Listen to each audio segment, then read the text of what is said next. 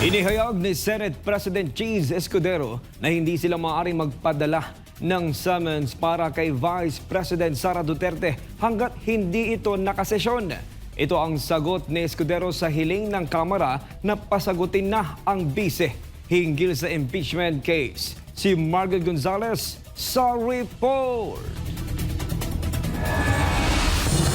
Isa raw sa prioridad ng mataas na kapulungan ng Kongreso sa pagbabalik ng kanilang sesyon sa Hunyo ay ang pagtalakay sa verified impeachment complaint laban kay Vice President Sara Duterte. Doon malalaman natin yung pag-aproba ng rules ng Senado, kung anong hugis, kulay at itsura nun. Pangalawa, yung pag-convene mismo ng impeachment court, kung yan ang magiging pasa ng mayoriya ng Senado, at ang pagpapatuloy ng prosesong yun habang kami recess bago ang aktual na paglilitis na isasagawa sa pagpasok ng bagong Kongreso. Sa impeachment case laban kay VP Sara, ang Senate President daw ang magiging presiding officer batay sa nakasaad sa Ligang Batas. Ngayon ay nag-aaral na raw si Escudero sa kanyang magiging papel o bahagi sa impeachment trial.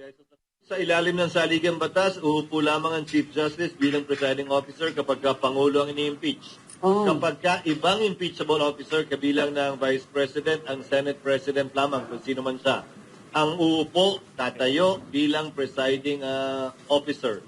Walang papel ang Chief Magistrate o Chief Justice ng Korte Suprema sa impeachment proceedings ng Vice President pababa.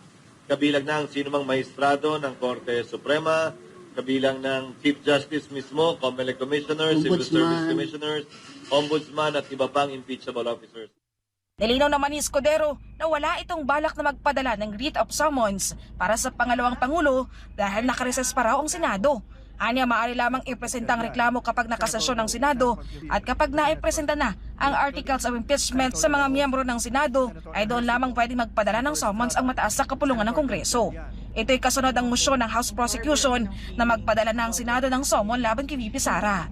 Ayon kay Escudero, magpapadala sila ng formal na sagot sa Kamara pero dagdag niya, alam na ng Kamara na ito ang magiging sagot ng Senado sa kanilang motion.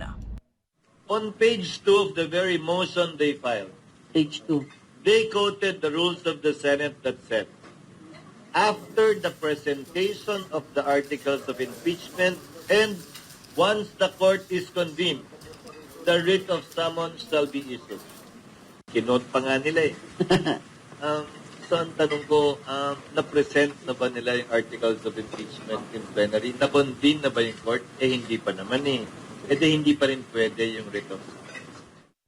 Pagka may sesyon ang Senado, doon lamang pwedeng magpresenta sila ng articles of impeachment at doon lamang din pwedeng i-convene ang impeachment court sa pamamagitan ng pagsusumpa ng mga miyembro ng Senado. That can only be done when Congress is in session.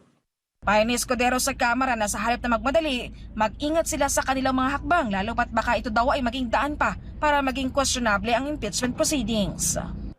Baka mamaya binibigyan lamang nila ng dagdag na rason at armas ang nasasakdal, ang dinedemanda nila, ang ini-impeach nila para questionin yung proseso sa Korte Suprema.